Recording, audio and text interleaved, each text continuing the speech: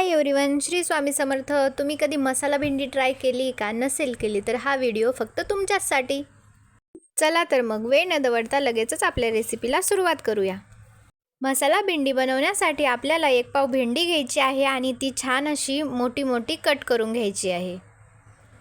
व्हिडिओमध्ये दाखवल्याप्रमाणे त्याला अशी मधोमध एकदम चीर पाडून घ्यायची आहे. भेंडी कट करून झाल्यावर लगेचच मसाल्याची तयारी करून घेऊया.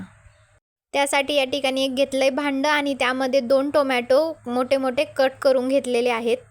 त्यानंतर अर्धा टीस्पून जिरे घातलेत, एक 7-10 लसणाच्या पाकळ्या घातल्यात, थोडेसे धने घातलेत, 1 चमचा लाल तिखट घातलंय, 1 चमचा घरचा मसाला घातलाय आणि 1 चमचा गरम मसाला घातलाय आणि हे वाटण छान बारीक करून घेतलंय.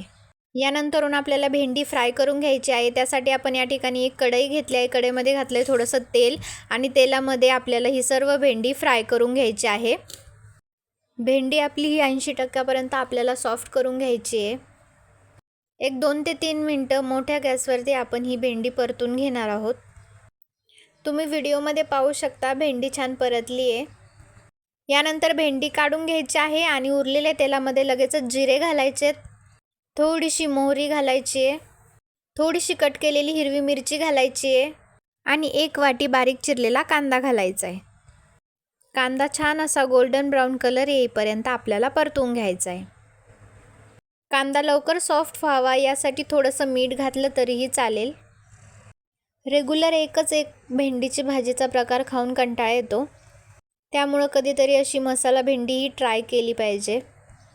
कांद्याला मस्त रंग आलाय आणि त्यानंतर लगेचच आपण वाटून ठेवलेलं वाटण यामध्ये घालून घेणार आहोत आणि ते छान असं परतून घ्यायचं आहे.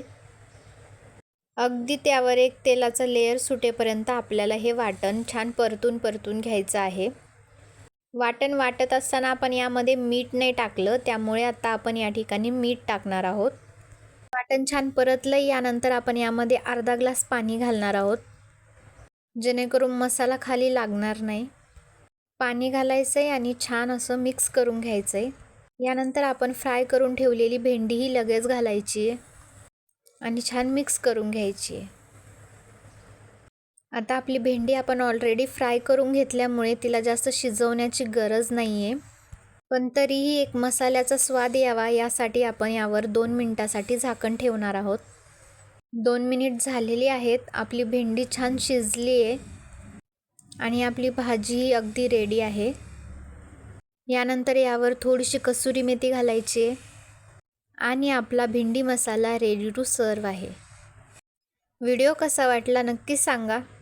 आवडला असेल तर लाईक करा, माझ्या यूट्यूब चॅनलला सबस्क्राईब करा आणि हां, मी यूट्यूबवर नवीन आहे तर प्लीज सपोर्ट मी. थँक्यू.